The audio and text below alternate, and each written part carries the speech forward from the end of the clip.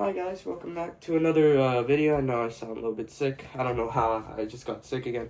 But today we got a fun little interesting question.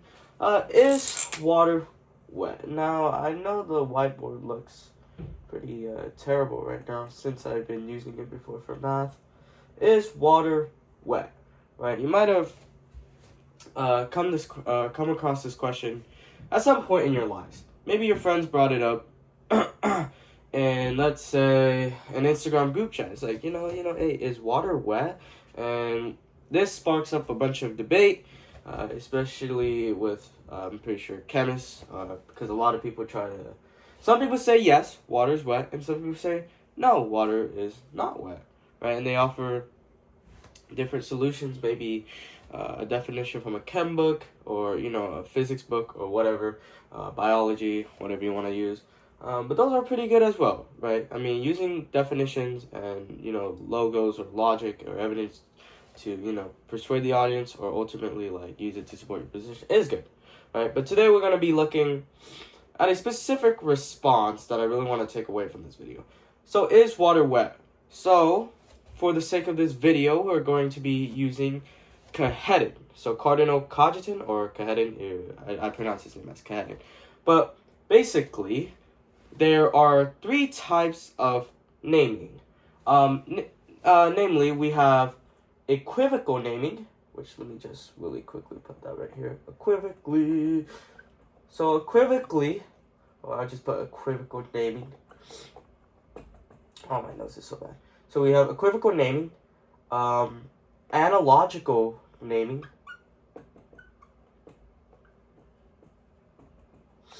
and univocal naming.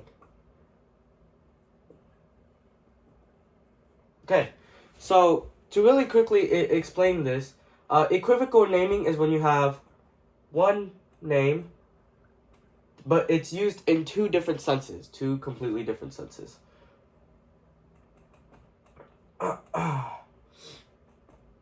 So, that could be, for example, this knife is good, and this car is good.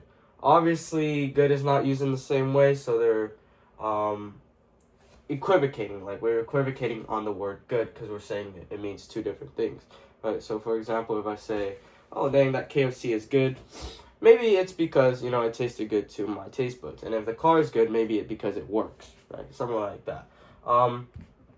Analogical naming, which we will get to that right now. First, we need to define univocal naming. So univocal naming is when you have one term that's used in the exact same sense. So univocal naming is when you use a term in the exact same sense predicated of two or more things. So for example, if I say, man is an animal, right? Man is animal, and ox is animal. Right? So univocal naming is where it's basically saying these two terms are the same name or the same concept or term, and they're used in the exact same sense, if that makes sense. So animal is applied to man and ox in the same sense. That is signifying that they belong to the genus animal, right? But there's also what we call analogy of inequality, which I will get into that in a later video because that covers Cardinal Kahedin's whole book on the analogy of names and concept of being, which is a really fundamental book, right, in order for you to do metaphysics. Or that is scholastic metaphysics, but we will get into that.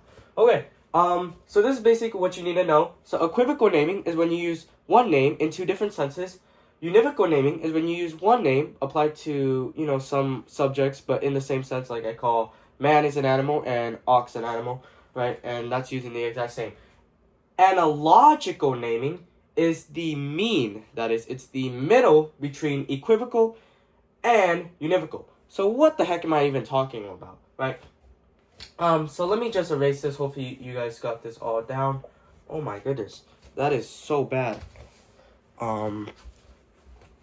Okay, hopefully this works. Yeah, okay, that works. Sorry, I have my whiteboard standing on life support right now, so I hope it doesn't fall. But basically, analogical naming is the mean between the two extremes of the names. That is, Analogical reasoning is the middle ground between equivocal naming and univocal naming. Meaning that when I use something, or when I use a term analogically, like for example, I might say, God is good. God is good. And man is good, right? So, I'll just give you a quick reference. Thomas Aquinas in the Summa Theologiae, right, says that, well, we do not apply terms to God and creatures univocally nor equivocally. For why? Because if we were to apply terms univocally to God and creatures, we risk the transcendence of God and really just limit him, right? So now God doesn't have transcendence, and so God is not ultimately transcendent because he's reduced to a being that has the same terms being applied to him and creatures. God has no, for Thomas Aquinas, right, in Thomism, God has no real relation towards creatures, but creatures have a real relation towards God, if that makes sense. Second of all, when we say God is good and man is good, we are not using equivocal naming in the sense that we're using it in two completely different senses.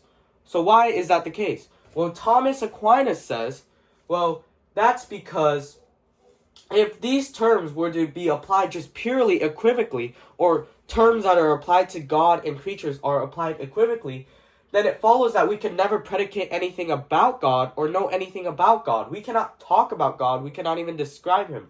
Why? Because we're using it in two different senses, right? If the meaning of my term, that is man is good, is completely different from the meaning of God is good, then it follows that we really can't describe God after all.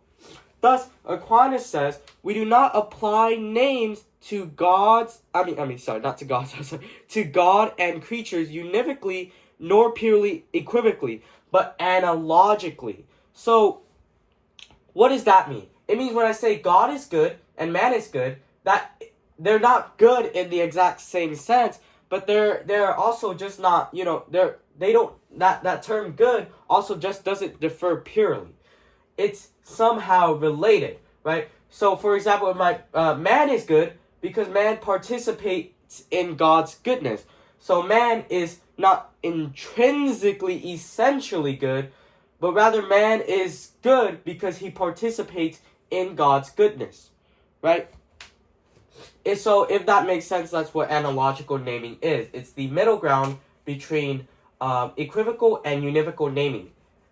So it's not said in completely two different senses, and it's not completely different. It's just the middle. It's like virtue, which is a middle between two extremes. And even there, I'm using a type of analogy.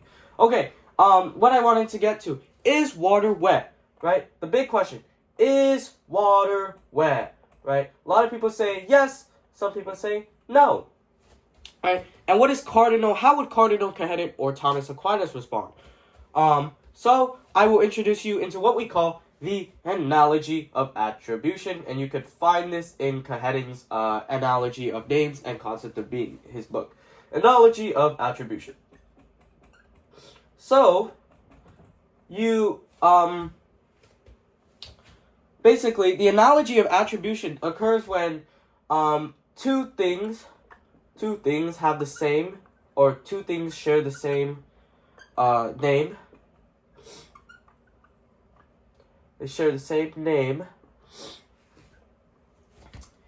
And the notion that is denoted, or you could say signified, by the name is the same with respect to the term, but they differ in terms of relationship. And I'm going to elaborate on that, what I mean by it in a minute.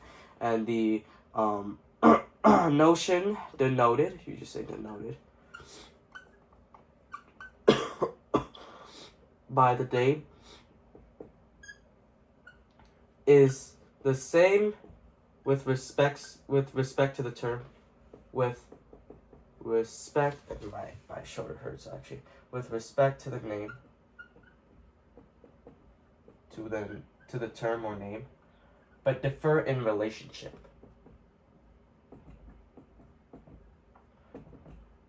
So what do I mean by this? Right? Okay, so quickly, analogy of attribution is when two things share the same name. Oh, let me just fix that R.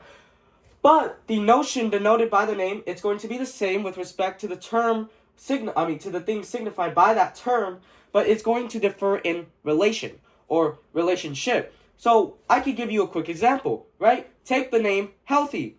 Healthy can be predicated of medicine, food, and of you, right? So you guys can quickly write this down or take a picture. I'm gonna erase this because it takes up a lot of room, right? So let me just, oh, okay, there you go. Sorry, there's a lot of erasing. But basically the example I wanted to get to is, for example, you probably have heard in your life someone tell you, hey, you should eat this because it's healthy. This is healthy for you, right? It will make you healthy. Well, did you know that they're using the analogy of attribution? Yeah. Okay. So I'm going to elaborate how. Okay. Let's say we have you. Where is you? Right here. You. Yay. Actually, okay. Wait. No, this is just like you. You are healthy. Right? And we could also say food is healthy. Maybe this is soup.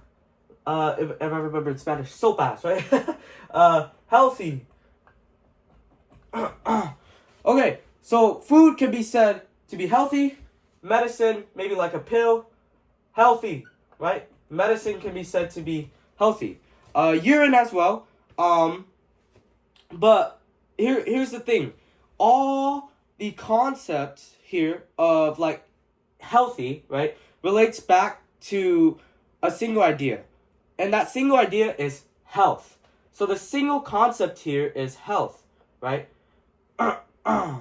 Now, when we say this person or you are healthy, let's say that you are the subject of health, and we say that healthy, by analogy of attribution, is intrinsically denominated in you. So what does that mean? It means that you are intrinsically healthy. So intrinsically. I know this sounds really confusing, but I'm going to really quickly explain it to really break it down for you. So I hope I'm not making this all complex, but you guys can comment later. But basically, this is really, I'm going to make it really short. You are said to be healthy formally or intrinsically denominated, meaning intrinsically or formally in a sense. And food, medicine, urine are also said to be healthy, but not in the same way that I call you healthy. Why? Because food is called healthy because it causes health. Medicine is called healthy because it causes health. Urine is also called healthy if it signifies or shows a sign of good health. So in this context, the notion of health is not exactly the same nor entirely different, but to a certain extent they're the same and to a certain extent different, right? And notice that there is a diversity of the relationships, but the term of those relationships is one and the same, that is health or healthy, right? So again, remember, healthy, right? So the other stuff, healthy is applied to you primarily because you are the subject. So in analogy of attribution, the term is applied primarily to the substance or subject primarily called intrinsically denominated. But it applies to things secondarily as they relate to that substance. So going back to the is water wet example, right? Is water wet? Well, what do you think? Kaherin would say, yes, water is wet. Water is, what is it called? Water would not be intrinsically denominated as wet, but rather water is called wet extrinsically denominated. And this will get a little bit into advanced stuff, but in Cardinal Kaherin's commentary, the Summa Theologiae, he divides two types of denominations, intrinsic denomination and extrinsic denomination. Extrinsic denomination means in relation to something when you're naming it. So we say water is wet by analogy of attribution